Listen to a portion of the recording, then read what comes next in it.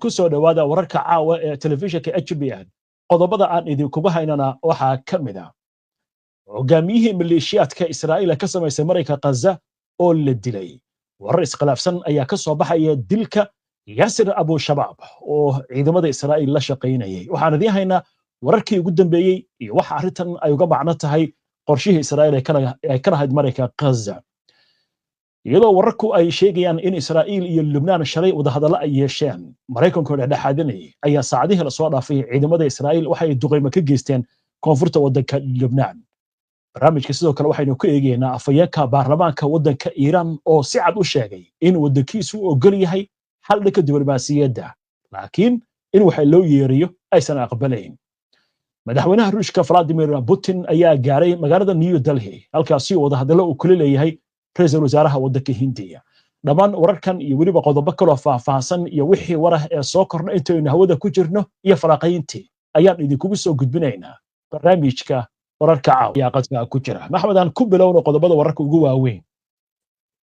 raadiyaha militariga Israa'iil ayaa sheegay in la dilay taliyihii maleeshiyaadkii hubaysnaa ee bariga Rafax ee marinka Gaza Yasir Abu Shabaab waxaana dilay baa leeyahay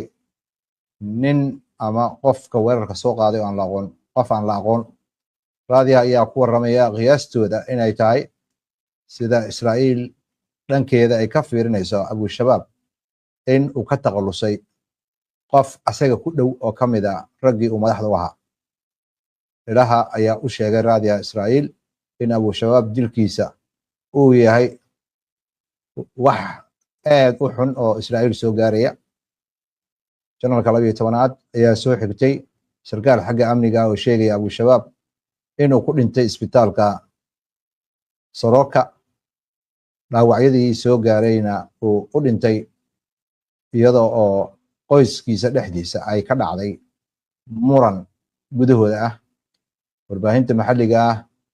ayaa faahfaahin ka bixinaysa Abu Shabaab dhimashadiisa in ay weli wararka ka soo baxaya ay hordhac tahay iskana hor imaanayaan saatee warbaahinta Israa'iil ayaa xaqiijinaysa in hogaamiyahaasi burcad lagu magacaabayay xogaga shacabka Yasir Abu Shabaab in la khaarijiyay sida laga soo xiganayo macluumaad la helay khaarijintan ayaa waxa geystay baa leeyahay dad u shaqeynayay ururka Xamaas raadiyaha Israa'iil oo soo xiganaya ilo military ayaa sheegaya in Xamaas ay leedahay macluumaad xog ururiyaal ah oo la xiriira Abu Shabaab macluumaadkii laga ururiyana ilaha qaar ayaa sheegay in ay la xiriirtay wax asaga ku saabsan wakaaladda wararka ee qaranka ee waddanka Lubnaan ayaa ku waramaysa in diyaaradaha dagaalka ee Israa'iil ay weeraro xagga cirka ku qaadeen magaalada koonfurta Lubnaan ku taala ee Majadal la yiraahdo saacad ka hor kadib markii Israa'iil uu ka soo baxay hanjabaad ah inay dhismahaasi weerarayso hadalladan arrintan waxay calaamadeynaysaa baa leeyahay weerarkii saddexaad ee Israa'iil ay ku qaadayso magaalo kale oo ku taala koonfurta mar sii horeysana waxa ay weerartay Mahruna iyo Jabaa militariga Israa'iil ayaa sidoo kale ku hanjabaya inay weerari doonaan koonfurta Lubnaan magaalo ku taalo ilaado Farashi bayaan militariga laga soo saaray ayaa lagu sheegay in weerarada uu ahaa mid lala beegsaday goob hubka lagu ururiyo ururka Xisbullah uu leeyahay koonfurta Lubnaan ku taala Israa'iilna inay sii wadi doonto howlgallada looga gol leeyahay in laga taqaluso waxay u aragtay khatarta ciidamada Israa'iil ayaa waxay kaloo sheegayaan in hubka ururka Xisbullah uu ku keedinayo meelaha in ay xadgudub ku yihiin fahamkii xabad joojinta ee dowladda Israa'iil iyo Lubnaan isla gaareen afhayeenka baarlamaanka Iiraan Maxamed Baqar Qalibaf ayaa sheegaya halka Iiraan ay diblomaasiyad soo dhaweynayso in ay marnaba weligeed ay tanaasul ka sameynaynin amniga qaranka iyo awoodeeda difaaca hadalkiisan ayaa waxa uu ka jeediyey kulan uu la kulmayey guddiga siyaasadda arrimaha dibadda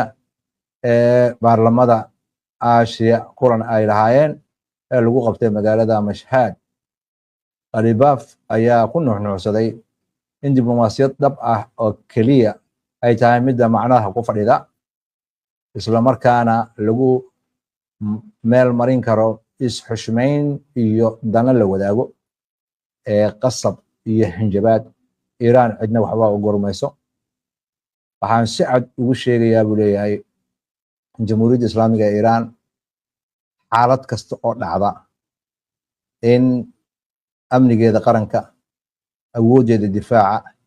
iyo xuquuqda ay u leedahay in ay horumar ku tallaabsato aanan miiska wada hadlada looga hadli karaynin. Ra'iisul Wasaaraha Israa'iil Benjamin Netanyahu ayaa go'aansaday in uu u magacaabo xogayaha militariga Roman Goffman oo ahaa madaxii ciidamada sirta Mossad, haddana madaxa Mossad. David Bane ayaa waxaa dhammaan doonta 5 sannadood oo xilka hayay sanadka markuu yahay 2026 bisha Juun. Madaxa Mossad ayaa loo tixgelinayaa inuu yahay jago muhiima maxaa yeelay waxay mas'uuliyadiisa ka mid tahay howlgallada xagga sirta ee dibadda iyo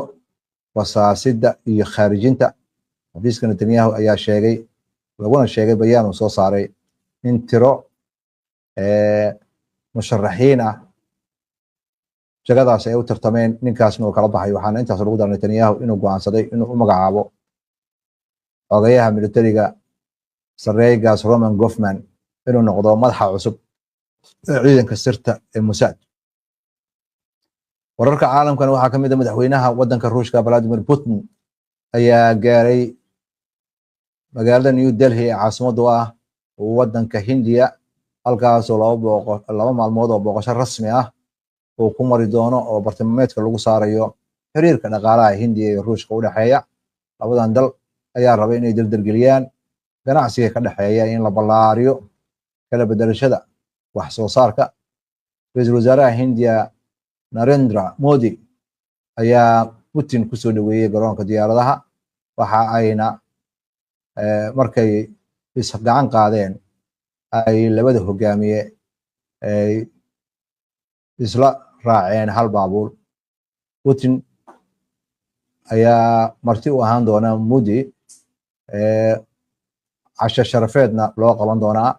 kadibna shir wada hadala ayay geli doonaan. Hogaamiyaasha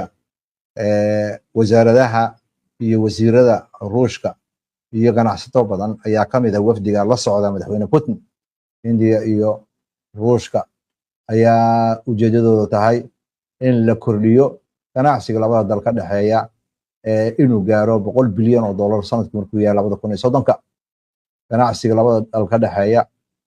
ayaa sanadkii 2021 wuxuu ahaa 13 bilyan, hase ahaatee hadda wuxuu ku dhow yahay 70 bilyan inta u dhaxaysa 2024-2025. waxaana inta badan riixaya baa leeyahay horumarkaasi ganacsiga Hindiya sida ay shidaalka ugu baahan tahay iyo shidaalka badan ay kasoo dhoofsato waddanka Ruushka. bishii Abriil ilaa iyo August sanadkan 2025 lacag gaaraysa 28 bilyan oo dollar oo shidaal ah ayay Hindiya ka iibsatay waddanka Ruushka, iyada oo Ruushka uu cunaqabatayn iyo cashuuro ku soo rogay Hindiya iyo Ruushka intaba.